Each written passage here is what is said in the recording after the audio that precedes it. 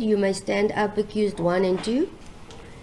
Accused 1, in respect of counts 1, 2, 3, 4 and 5, you are found guilty as charged.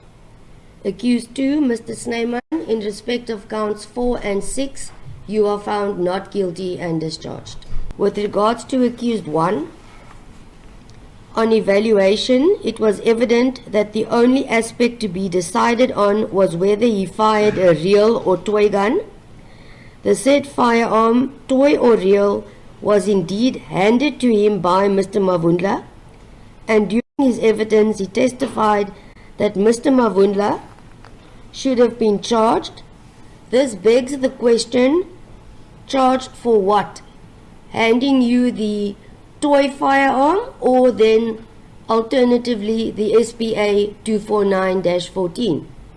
The answer is nonsensical as to why Larry Mavundla should have been charged. In effect, the further particulars indicate a warning statement was obtained from Larry Mavundla as per A121. And just to elaborate on one aspect, sorry, I need to revert to the defense case on behalf of accused 2. Apologies, number 1. It also comes to mind that Advocate Matthews had put to the witness that being Colonel Mgwadleka, he had received instructions from the said protecting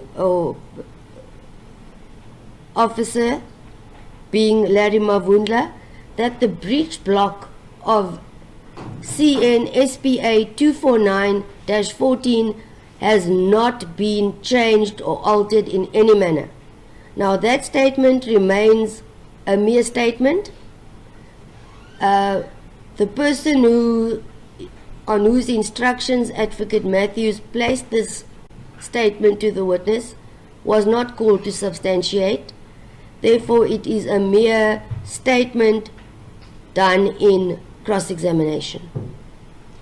It also further then begs the question, if he had left the firearm in Gauteng as stated, he cannot make such a version or instruction to Advocate Matthews, because in his version or their version, he had not possession of the firearm during that time. Now, to return to accused number 1, I've dealt with as to why he states Mr. Mavundla should be charged. He also relies on the video footage of clip 3.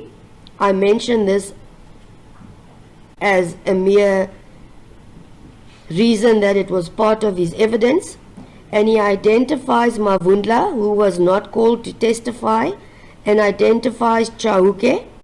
Now, when read the statement regarding identifying Chauke, read with Chauke's evidence or statement that he was not on the stage or present on the stage, leaves a question mark.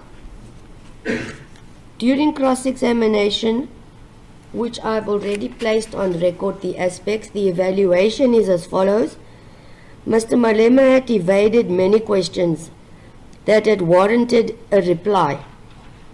It became evident that the replies were entertaining, but however, the pertinent questions asked remained unanswered. He further relied on clip 3, and he had then counted 15 shots fired, and thereafter stated he cannot count, he had graduated in woodwork.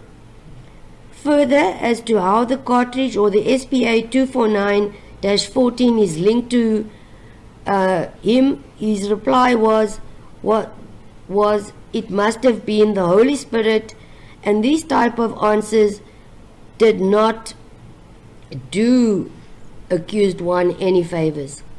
In essence, when one is questioned in the witness stand and a mere question is asked from you which elicits a response, one would expect that the question will be answered.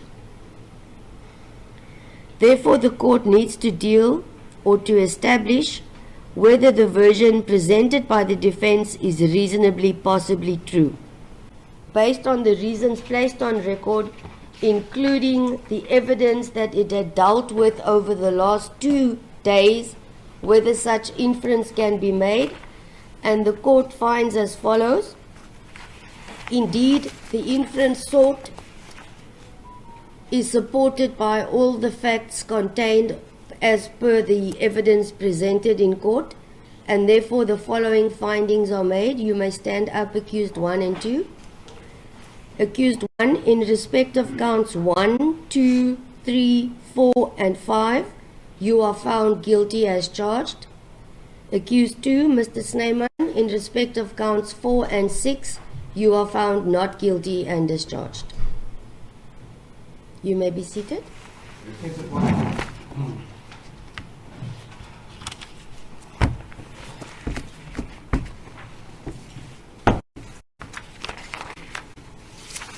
Okay. At this point, the court will then just... Is there something you wanted to place on record? Yes, Your Worship. I just want to say accused number 1 is no previous conviction. Same is noted. Just that because of the shortage of time, my instructions are to apply for postponement and for the continued release of the accused on warning. He's been on warning since the outset and has always appeared at court. The court has no intention of changing the status of your client, Advocate Otis, so I am completely in agreement with that, and further that it's not possible to deal with the rest of the proceedings today. In that regard, Your Worship, it's our intention to obtain a pre-sentence report, and for that purpose we need to arrange a date with Your Worship. Okay, so at this point, just so that you may have a word with your client regarding his schedule. Of course, Advocate Matthews, you are now excused from record. I'm going to catch my train. Yes, it will take you about a decade or so. Could I just say something to you?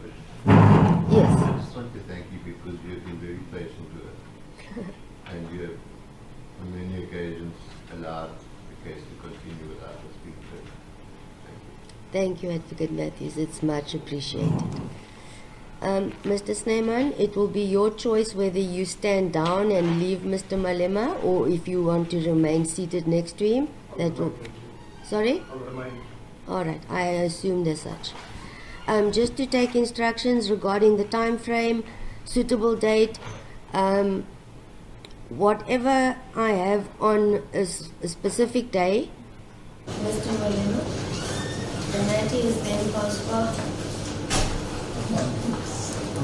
I'm fine. Procedure by fine, and then if you fine, I'm fine. The matter is postponed to the 23rd of January for the pre-sentence reports. Now, in this regard, I want to place on record, I am not sure as to whether the defense, being Advocate Otis and yourself, will be leading evidence or calling witnesses in that regard, and then the state to address. So, depending on how much time is utilized in that process, I cannot say sentence will be pronounced on the same day. It depends on what you will be presenting before court on that day. Therefore, bail extended, warned 9 o'clock to proceed, 23 January 2026. May the court please. Thank you. The court is adjourned. Then I will continue with my normal role for the day. Yes, the court.